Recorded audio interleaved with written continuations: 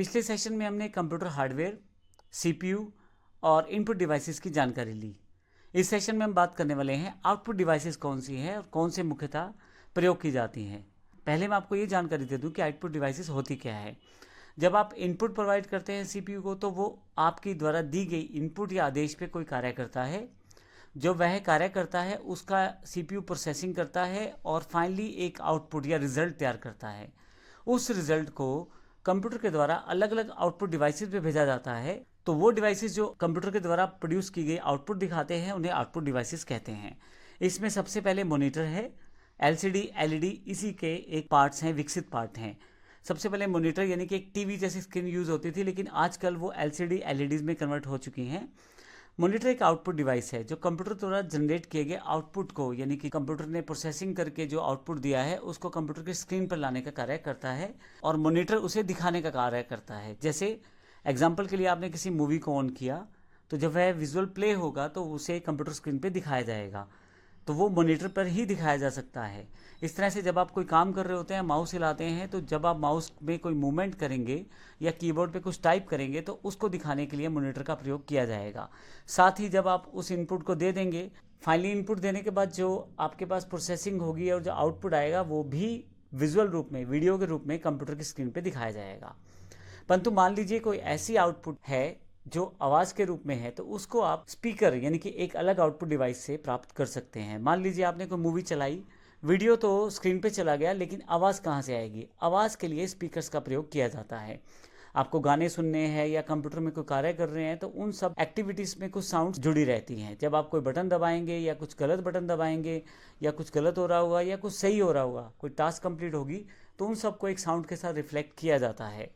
तो साउंड से रिलेटेड कोई भी आउटपुट जो है वो आपको स्पीकर्स एक आउटपुट डिवाइस के रूप में प्राप्त करवाते हैं। फाइनली एक प्रोजेक्टर हमारे पास है। प्रोजेक्टर का यूज़ इमेजेस या वीडियोस को बड़ी स्क्रीन पे दिखाने के लिए या प्रोजेक्शन स्क्रीन पे दिखाने के लिए किया जाता है।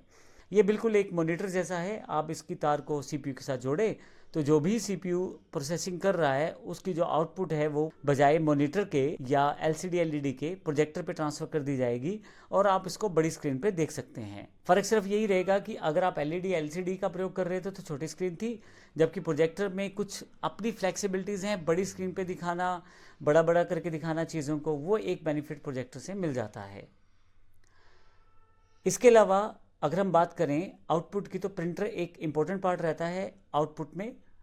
प्रिंटर जो है एक आउटपुट डिवाइस है और यह जो आप कार्य करते हैं कंप्यूटर के, उसको प्रिंट आउट के रूप में लेने में सहायता करता है। मान लीजिए आपने कोई लेटर टाइप किया, आपने कोई एक्सेल का शीट बनाया, आपने कोई कार्य करके छोड़ा, उन सबको आप प्रिंटर के द्वारा प्राप्त कर सकते हैं। जिसमें आप पेपर का प्रयोग करेंगे, आप अपने पेपर को अपने प्रिंटर में सेट करें और यहाँ कंप्यूटर से कमांड दें, तो आपके द्वारा दिया गया आउटपुट प्रिंटर के द्वारा पेपर पे प्रिंट कर दिया जाएगा और आप उसे हार्ड कॉपी में प्राप्त कर लेंगे। उदाहरण के लिए बायोडाटा है, आपने एक बायोडाटा टाइप कर दिया कंप्यूटर में। अगर आपने किसी को भेजना है तो आप ईमेल भी कर सकते हैं, पर मान लीजिए आपको किसी को देना है तो फिर आपको उसको पेपर पे प्रिंट करना पड़ेगा।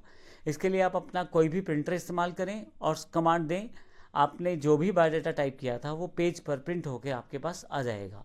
कंप्यूटर में ऐसे काफ़ी सारे सॉफ्टवेयर अवेलेबल रहते हैं जो प्रिंटिंग देने से पहले ही आपको दिखा देंगे कि आपका प्रिंट किस तरह से दिखाई देगा। तो ये एक बड़ी एडवांटेज रहती है सॉफ्टवेयर्स की।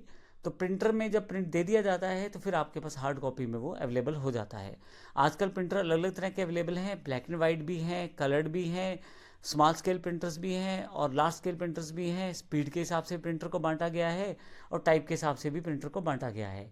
लेकिन मुख्यतः हम यहाँ पे दो कैटेगरीज को ज़रूर डिस्कस करेंगे, इम्पैक्ट प्रिंटर और नॉन इम्पैक्ट प्रिंटर। इसके लिए हम अगले लेक्चर में इन दोनों को देखेंगे। धन्यवाद।